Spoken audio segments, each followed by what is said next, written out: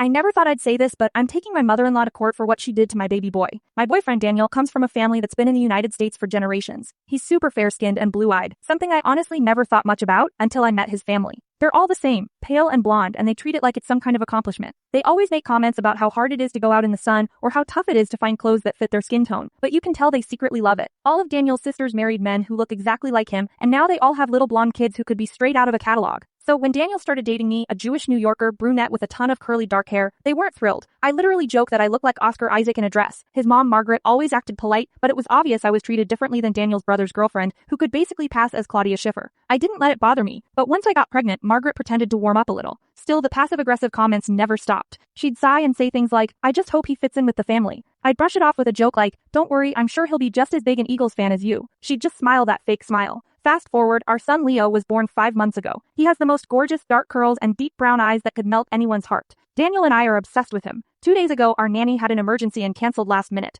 Both of us had to work, so I reluctantly called Margaret to see if she could babysit. Honestly, I didn't think she'd say yes. She'd never babysat her other grandkids, and with my postpartum anxiety, I'd never left Leo alone with her. But to my surprise, she agreed. During the day, she texted me a few times saying Leo was doing great. I started to relax until Daniel called me in a panicked voice as I was leaving work. He said, "You need to come now. Leo's fine, but mom needs to explain something in person." When I rushed home, I found Daniel holding Leo. My heart dropped. My beautiful baby's curly brown hair was gone. His head was bleached an ugly brittle yellow. His eyebrows too. The skin around his eyes was red and irritated. My son was crying in pain. Daniel told me mom thought it would be a fun surprise, but maybe he had a reaction. A reaction? No. This was chemical bleach near his eyes. My mother-in-law's obsession with her Scandinavian-looking family went so far that she literally endangered my baby. I grabbed Leo and rushed him to the ER. Thank God his vision is fine, but he has chemical burns on his eyelids. Burns from bleach. Daniel said he was on my side and agreed it was unforgivable. But then he said, "I'll talk to her." Talk? No, she almost blinded our son. I told him, "When you talk to her, make sure you tell her to find a lawyer." Daniel looked at me and said, "If you sue my mom, I don't think our relationship will survive." So I told him the same thing I told his mother. There's the door.